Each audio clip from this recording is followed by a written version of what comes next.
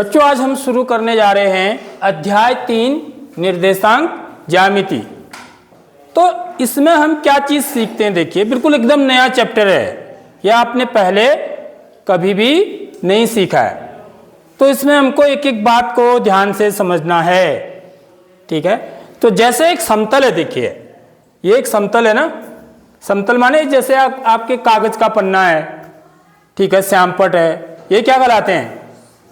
समतल कहलाते हैं, ठीक है। इस समतल में कोई एक बिंदु है, देखिए यहां पर, ठीक है। ये क्या है? इसको क्या बोलते हैं हम?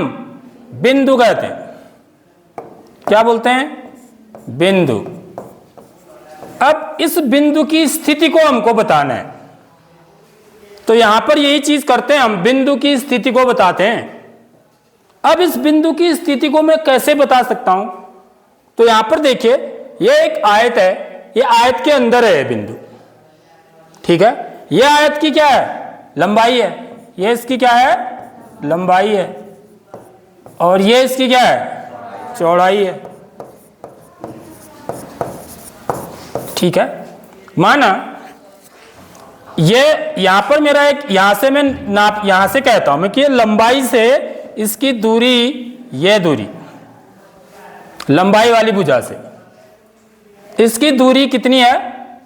माना 8 सेंटीमीटर है ये दूरी। समझ रहे हो बात? मैं कह रहा हूं कि यह बिंदु जो है लंबाई वाली भुजा से, जिसको मैं लंबाई बोल रहा हूं, उससे 8 सेंटीमीटर की दूरी पर है। क्या इससे इस बिंदु के बारे में पूरी जानकारी पता चल रही है? पता चल रही है? इससे इस बिंदु के बारे में पूरी जानकारी पता नहीं चल रही है। क्यों नहीं चल रही है? देखिए यदि यह बिंदु यहां पर होता तब भी तो मैं यही बोलता ना कि 8 सेंटीमीटर दूरी पर है, ठीक है। यहां पर होता ठीक इसी की सीध में, तब भी मैं बोलता कि 8 सेंटीमीटर दूरी पर है। कहता नहीं कहता कि यह यहीं पर ही है, इसी जगह पर है यह बिंदु। यदि मैं इतना बोलता हूं कि यह लंबाई वाली भुजा से, इस वाली भुजा से 8 सेंटीमीटर दूरी पर है, तो इससे स्पष्ट ज्ञान नहीं हो रहा है कि यह बिंदु कहां पर है, क्योंकि यह बिंदु 8 सेंटीमीटर दूरी यहां भी हो सकती है, यहां भी हो सकती है, यहां भी हो सकती है, अनंत बिंदु हो सकते हैं 8 सेंटीमीटर दूरी पर। कहां से? लंबाई से। समझ रहे हो बात? तो मुझे क्या करना पड़ेगा? एक और चीज लेते हैं हम, जिससे फिर हमको ये चीज बिल्कुल एग्जैक्ट इसी पोजीशन को पता चलेगा कि यहीं पर ही है बिंदु, ठीक है। हम चौड़ाई वाली भुजा से भी ले लेते हैं। ये देखिए चौड़ाई वाली भुजा से ये कितनी दूरी पर है? समझ रहे हो बात? माना यहां से ये कितनी दूरी पर है? 5 सेंटीमीटर दूरी पर है। समझ रहे हो बात? तो लंबाई वाली भुजा से, यह वाली भुजा से, इस वाली भुजा से, ठीक है, यह कितनी दूरी पर है? 8 सेंटीमीटर, ठीक है। और चौड़ाई वाली जो भुजा है इससे कितनी दूरी पर है? 5 सेंटीमीटर। अब देखिए, अब यदि मैं बोलूं कि लंबाई वाली भुजा से एक बिंदु है, जो लंबाई वाली जो भुजा है उससे 8 सेंटीमीटर दूरी पर है और चौड़ाई वाली भुजा से 5 सेंटीमीटर दूरी पर है, क्या ऐसा बिंदु और कहीं भी हो सकता है? अब नहीं हो सकता है। समझ रहे हो बात? यानी कि मुझे यदि कार्तीय तल, इसको कार्तीय तल बोलते हैं हम, ठीक है। कार्तीय पद्धति, देखिए नाम ही इसका कार्तीय पद्धति है। तो यानी कि हमको यहां पर 2 लाइंस के द्वारा हम किसी बिंदु का निर्धारण करेंगे। एक लाइन कैसी कहलाएगी? यह कहलाएगी मेरी क्षैतिज रेखा। इसको क्या बोलते हैं? क्षैतिज रेखा, हॉरिजॉन्टल लाइन, ठीक है। और दूसरी क्या कहलाएगी? ऊर्ध्वाधर रेखा। इसको क्या बोलेंगे हम? वर्टिकल लाइन, ठीक है। तो किसी बिंदु की स्थिति को बताने के लिए यह जरूरी है कि वो क्षैतिज रेखा से कितनी दूरी पर है और ऊर्ध्वाधर रेखा से कितनी दूरी पर है। यानी कि यहां पर क्या होगा? फिर मेरा 0 होगा। समझ रहे हो बात? यानी कि यह दूरी, यहां से यहां तक की दूरी कितनी है? 5 सेंटीमीटर। भैया आयत बन रहा है ना, देखो ये आयत की आमने सामने की भुजाएं क्या होती हैं, बराबर होती है। मैं बोल रहा हूँ ये 5 सेंटीमीटर है तो ये भी 5 सेंटीमीटर होगा। यदि मैं ये कह रहा हूँ कि यहाँ से यहाँ तक की दूरी 8 सेंटीमीटर है तो यह दूरी भी कितनी होगी, 8 सेंटीमीटर होगी। यानी कि यहाँ से यहाँ तक की दूरी 8, यानी कि ये क्या है, इसको हम क्या बोल देते हैं बच्चों, यहाँ पर एक्स अक्ष बोल देते हैं। क्या बोल देते हैं, एक्स अक्ष, ठीक है इसका नाम। और इसको क्या बोल देते हैं, वाई अक्ष बोलते हैं, ठीक है। और इस बिंदु को निर्देशांक के द्वारा दर्शाया जाता है। निर्देशांक क्या बोलते हैं उसको, निर्देशांक। जो इसके निर्देशांक होते हैं बच्चों, यह शब्द समझिए क्या लिख रहा हूं मैं यहां पर, निर्देशांक, कोऑर्डिनेट क्या बोलते हैं, कोऑर्डिनेट। ये किस रूप का होता है हमेशा, एक्स कॉमा वाई। आगे बात समझ में। यानी कि इस बिंदु की पहचान किससे होगी बच्चों, इस बिंदु की पहचान क्या है, इसको मैं एक्स एक्स बोल रहा हूं तो यहां से यहां तक की दूरी को एक्स बोलते हैं। यह एक्स है मेरा, तो एक्स कितना हो गया 8, सॉरी कितना 5, एक्स हो गया 5 और वाई कितना हो गया 8, तो 5,8 छोटे ब्रैकेट के अंदर दर्शाया जाएगा। तो यह बिंदु की स्थिति को कौन बता रहा है, 5,8। इसका मतलब यह है कि यह जो बिंदु है यह एक्स अक्ष से 5 इकाई दूरी पर है, ठीक है, और वाई अक्ष से कितनी इकाई दूरी पर है, 8 इकाई दूरी पर है, ठीक है। यह बात आई समझ में। एक्स अक्ष से इसकी जो मैं दूरी बताऊं, सॉरी हाँ जरा सा यहां पर मैंने क्या लेना था, एक्स अक्ष पर 5 लिया, वाई अक्ष पर 8 लिया, यानी कि एक्स अक्ष से कितनी दूरी पर है, 8 इकाई दूरी पर है, और वाई अक्ष से कितनी दूरी पर है, 5 इकाई दूरी पर है, यह बताएगा, ठीक है। वाई अक्ष यह हुआ ना, इससे 5 इकाई दूरी पर है, ठीक। और एक्स अक्ष से यह एक्स अक्ष है मेरा, इससे कितनी दूरी पर है, 8 इकाई दूरी पर है, ठीक। तो देखिए यहां पर क्या कह रहा है, एक तल में एक वस्तु या एक बिंदु का स्थान, एक तल में, इसको तल बोला जाता है, एक तल में एक वस्तु, यह एक वस्तु भी हो सकता है, यह एक बिंदु भी हो सकता है, का स्थान निर्धारण करने के लिए 2 लांबिक रेखाओं की आवश्यकता होती है। इनको लांबिक रेखाएं बोलते हैं ऐसे, यानी कि इनके बीच में जो कोण बन रहा है वो कितने अंश का बन रहा है, 90 अंश का। 2 लांबिक रेखाओं की आवश्यकता होती है जिनमें एक क्षैतिज होती है और दूसरी ऊर्ध्वाधर होती है, एक हॉरिजॉन्टल और दूसरी वर्टिकल लाइन होती है। तल को, इस तल को हम क्या बोलते हैं, कार्तीय तल या निर्देशांक तल बोलते हैं। इसी को क्या बोला जाता है, इस तल को कार्तीय तल, ठीक है, या निर्देशांक तल कहा जाता है। और रेखाओं को निर्देशांक अक्ष कहा जाता है। इन रेखाओं को देखो, ये कौन सी रेखा, यह वाली रेखा और यह वाली रेखा, इनको क्या बोलते हैं हम, निर्देशांक अक्ष कहते हैं। क्षैतिज रेखा को, जो क्षैतिज रेखा था, क्षैतिज रेखा थी, इसको हम एक्स अक्ष बोलते हैं, ठीक है, यह वाली रेखा। और जो ऊर्ध्वाधर रेखा है इसको क्या बोलते हैं, वाई अक्ष बोलते हैं। यह बात क्लियर, समझ में आ गई बात।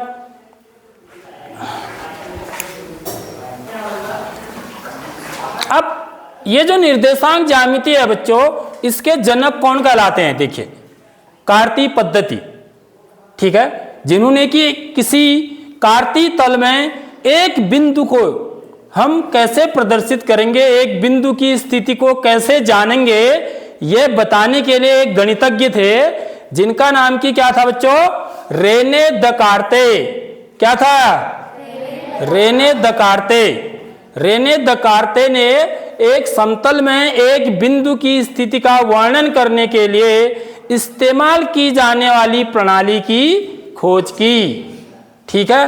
रेने दकार्ते के नाम में इस प्रणाली को कार्तीय प्रणाली के रूप में जाना जाता है। रेने दकार्ते, दकार्ते आ रहा है ना पीछे से, कार्ते, समझ में आ रही बात। इसलिए इस पद्धति का नाम क्या कहा गया, कार्तीय पद्धति या कार्तीय प्रणाली कहा गया।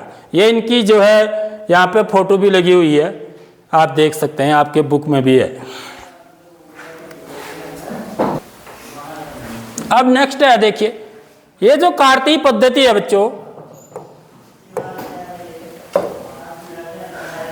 इसमें हमने देखा कि दो लांबिक रेखाएं, एक तो ऐसे और एक ऐसे, एक क्षैतिज रेखा और दूसरी ऊर्ध्वाधर रेखा। इसके द्वारा हम इस तल में कहीं पर भी कोई बिंदु है, कहीं पर भी अनंत बिंदु हो सकते हैं, उन बिंदुओं की स्थिति को बताते हैं। ठीक है, तो यहां पर देखिए ये जो क्षैतिज रेखा है, यहां पर हमने क्या दर्शा रखे हैं, ये पूर्णांक हैं। देखिए देख लो यहां पर 0 1 2 3 4 5, इधर को ऋण 1 ऋण 2 ऋण 3 ऋण 4 ऋण 5। ठीक इसी प्रकार जो ऊर्ध्वाधर रेखा है, यहां पर भी पूर्णांकों को दर्शाया गया है।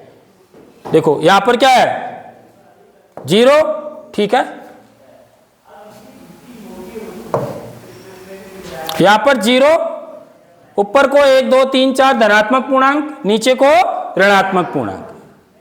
यहां पर यह ध्यान रखना है कि ऊपर को धनात्मक पूर्णांक होंगे और नीचे को ऋणात्मक पूर्णांक। यहां राइट साइड को धनात्मक पूर्णांक, लेफ्ट को ऋणात्मक। ये तो आपको पता ही, हम पूर्णांकों को संख्या रेखा पर जैसे दर्शाते हैं। ठीक है, अब देखिए यहां पर कोई भी जो बिंदु होता है बच्चों, वो किस रूप का होता है, XY रूप का होता है, वो मैंने अभी आपको बताया।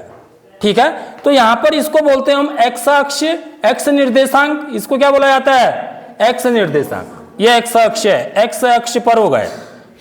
ठीक है, इसको कैपिटल से दिखाते हैं हम, एक्स, इसको वाई। ठीक है, एक्स अक्ष को स्मॉल लेटर से, वाई अक्ष को भी स्मॉल लेटर से। तो कोई भी बिंदु होगा, उसके निर्देशांक हम स्मॉल एक्स और स्मॉल वाई से दर्शाएंगे। ठीक है, और इस एक्स निर्देशांक को क्या बोलते हैं, हम भुज बोलते हैं।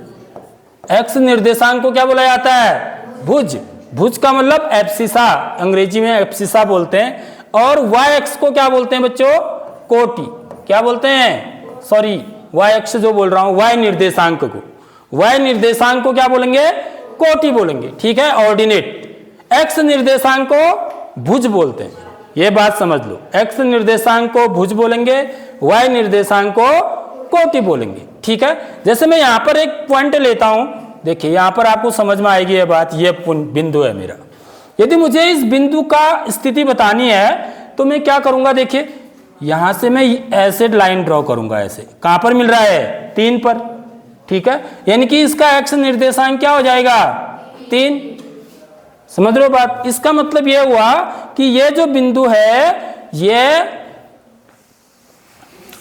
एक्स अक्ष से कितनी दूरी पर है, सॉरी यहां पर से ये पता चल गया, अभी रुको एक मिनट। ये वाई अक्ष से, देखो वाई अक्ष से कितनी दूरी पर है, 3 इकाई दूरी पर है, ये बोलेंगे हम। एक्स निर्देशांक का मतलब होता है वाई अक्ष से दूरी। एक्स निर्देशांक का क्या मतलब है, मैंने 3 बोला ना, 3 दूरी इसकी कहां से है, इधर से है ना, इस लाइन से है, इस लाइन से 3 दूरी पर है। तो ये लाइन कौन सी है, वाई निर्देशांक।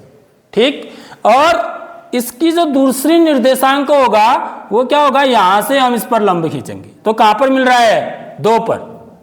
तो इसके निर्देशांक क्या होंगे बच्चों, 3 और 2 होंगे। ये बात समझ में आ गई बात।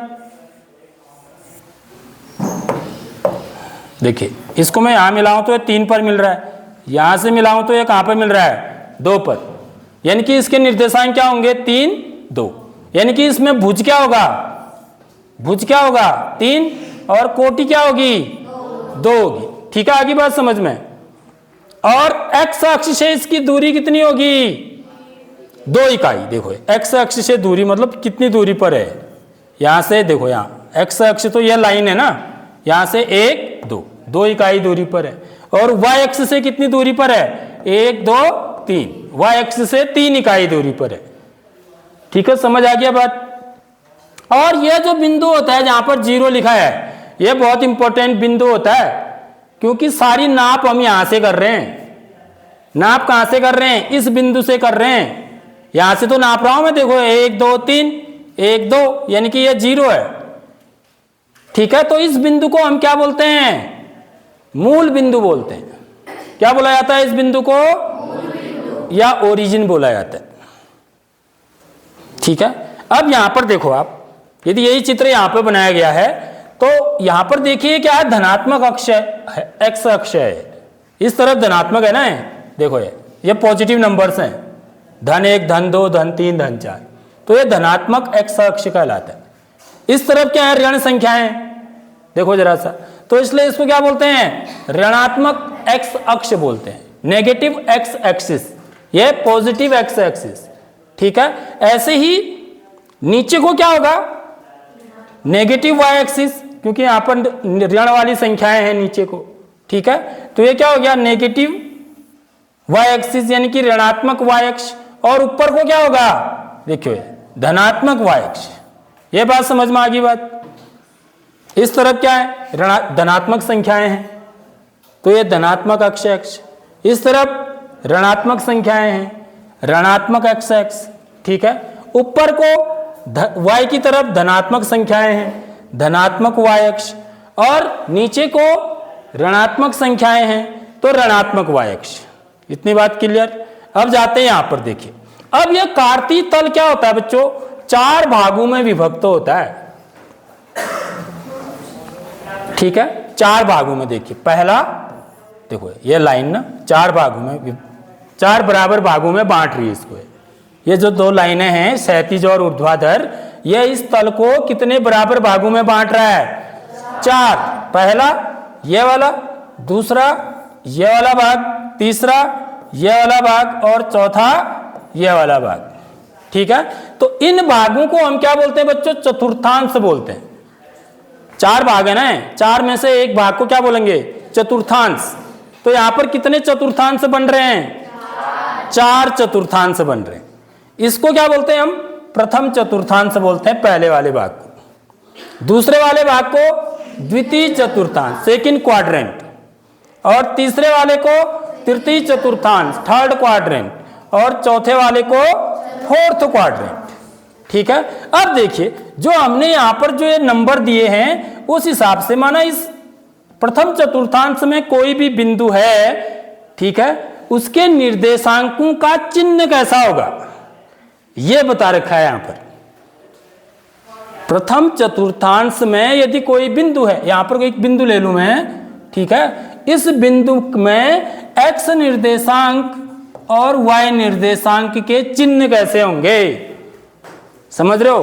तो यहां पर देखिए यदि मैं इस वाली प्रथम चतुर्थांश की बात करूं तो यहां पर क्या है, एक्स क्या है, धनात्मक है, वाई भी क्या है, धनात्मक है, तो एक्स और वाई दोनों धनात्मक होंगे, प्लस प्लस लिखा है, देख रहे हो, समझ में आई नहीं आई बात। एक्स भी धनात्मक होगा और वाई भी धनात्मक होगा, कहां, प्रथम चतुर्थांश में, ठीक है।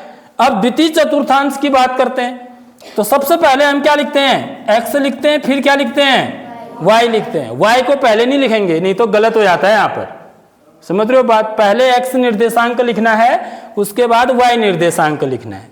तो एक्स का चिन्ह क्या होगा यहां पर द्वितीय में, देखिए एक्स ऋणात्मक आ गया इधर साइड को, समझ में आ रही बात, तो ऋण चिन्ह, और वाई क्या है, वाई तो धनात्मक ही है, समझ में आ रही बात। तो क्या हो जाएगा, ऋण धन। द्वितीय चतुर्थांश में एक्स निर्देशांक ऋण चिन्ह का होगा और वाई निर्देशांक धन चिन्ह का होगा। अब तृतीय की बात बोलते हैं, देखिए यहां पर यदि हम तृतीय चतुर्थांश में कोई बिंदु है, वो कहीं भी हो सकता है, यहां ये तृतीय चतुर्थांश के बिंदु हैं, अनंत बिंदु कहीं भी हो सकते हैं। यदि हम इनके निर्देशांक लिखेंगे तो उनके चिन्ह कैसे होंगे, चिन्ह बता रहा है सिर्फ ये, ठीक है। तो यहां पर देखिए एक्स निर्देशांक, एक्स की दूरी यहां से लेंगे हम, तो वो क्या होगा, ऋणात्मक, और वाई भी क्या है, ऋणात्मक, तो एक्स भी ऋण वाई भी ऋण। तृतीय चतुर्थांश में एक्स निर्देशांक भी ऋणात्मक चिन्ह का होगा और वाई निर्देशांक भी ऋणात्मक चिन्ह का होगा। और चतुर्थ चतुर्थांश में देखिए, चतुर्थ चतुर्थांश की बात करें तो यहां पर एक्स क्या है बच्चों, सबसे पहले एक्स लिखेंगे हम, फिर वाई, समझ में आ रही बात। तो एक्स कैसा है यहां पर, धनात्मक, तो पॉजिटिव, ठीक है, और वाई कैसा है, ऋणात्मक, तो नेगेटिव। आगे बात समझ में क्लियर।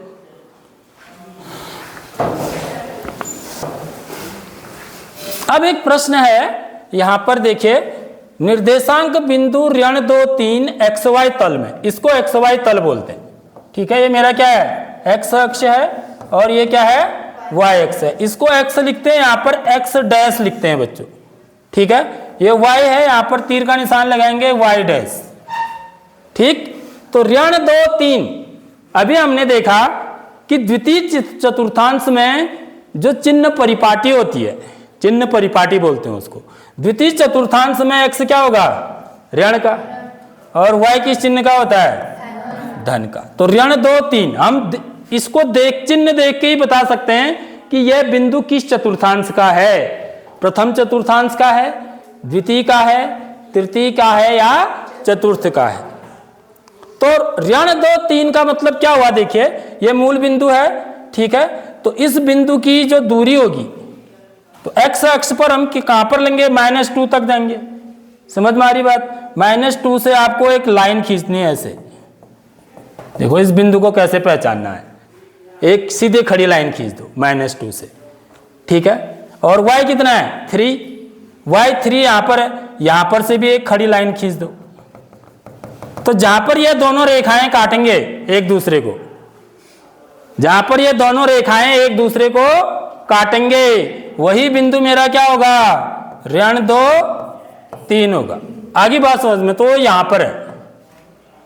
ठीक, और किस चतुर्थांश में है, द्वितीय चतुर्थांश में, सेकंड क्वाड्रेंट में है। क्लियर बात।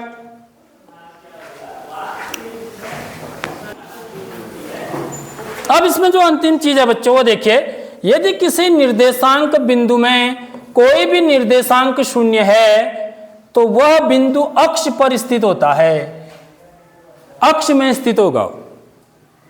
यदि कोई निर्देशांक 0 है उसका, तो अक्ष का मतलब या तो वो एक्स अक्ष पर स्थित होगा, ठीक है, या फिर वो किस अक्ष पर स्थित होगा, वाई अक्ष पर। इसको हम क्या बोलते हैं, एक्स अक्ष बोलते हैं, इन्हीं को एक्स बोला जाता है। और इसको क्या बोलते हैं, वाई अक्ष, ये वाई अक्ष है।